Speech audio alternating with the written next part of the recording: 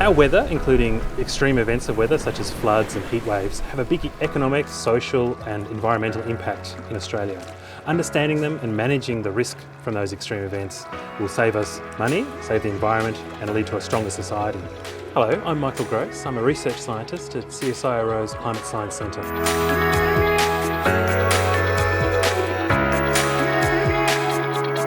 My job involves looking at data, looking at model outputs and understanding our weather, understanding our climate and how climate might change in future. All of us are affected by the weather and climate to some degree. Some industries are heavily exposed to the weather and climate impacts, including agriculture, infrastructure, tourism and many others. To work out what's happening in the future, we can't just take it as being an extrapolation of what's happened in the past. We need to understand the processes behind what's driving the climate and climate changes and make a model of those climate elements and how they interact and how they respond to forces such as extra greenhouse gases in the atmosphere. And we need to take account of all of those different processes and interactions and make a projection of what we think is likely under various future scenarios of those driving forces.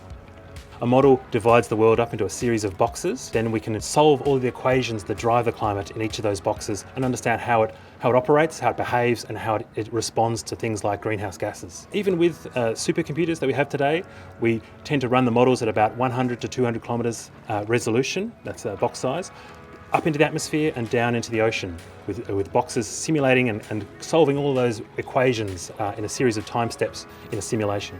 There's a range of maths in all aspects of weather and climate research. So the statistics of weather and climate over long periods in observations, so things like calculating averages, medians, ranges, maximums, minimums, trends, trend analysis, and many more. Once we've got a lot of data of observations and we've got a lot of model simulations and we've got a good understanding of what is likely to happen under various future scenarios, then we can communicate that through mathematics. So ranges of change, changes to the averages, changes to the extremes, changes to the variability under different scenarios of future climate change. And then converting that into things that people can understand more intuitively, so more relatable.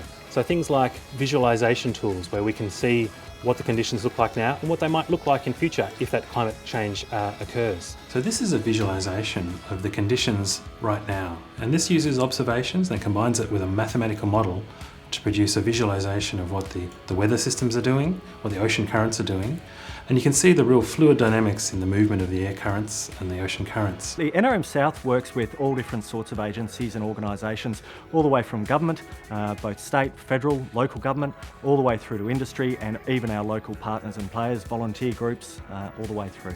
A key part of my role is to develop the strategic priorities for natural resource management in the southern part of Tasmania.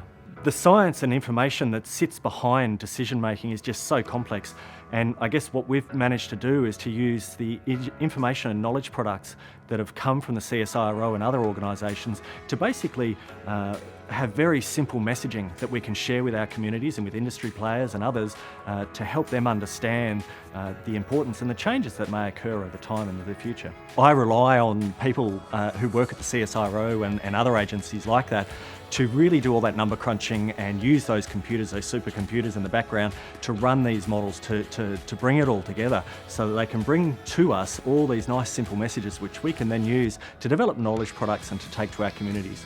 Climate models are very complex, they take a lot of computing power and they aim to simulate the entire global climate system. And they generally do a good job, but they do need to be evaluated against real data and real observations. So they're continually updated, they're continually evaluated and assessed to see how accurately they simulate the climate system as we know it and what we can use them for in future. All of the research, maths and science we put into understanding the climate, making climate projections of what we think is likely, communicating that to various groups such as the NRM groups and Luke, and then those people taking it further and taking it to real world decisions really shows that this research has a direct and relevant application to society and the real world. I've always been interested in science and maths, and particularly the science of the natural world, and I just pursued that without a particular direction in mind. I didn't have an overall plan of what job I wanted to do, so I just followed my interest and I got involved in some really interesting areas like marine science, studying the oceans, work in Antarctica and studying sea ice, and now we're looking at the climate and making climate projections, and they've all been really interesting jobs just through following my interest and my passion in science and maths.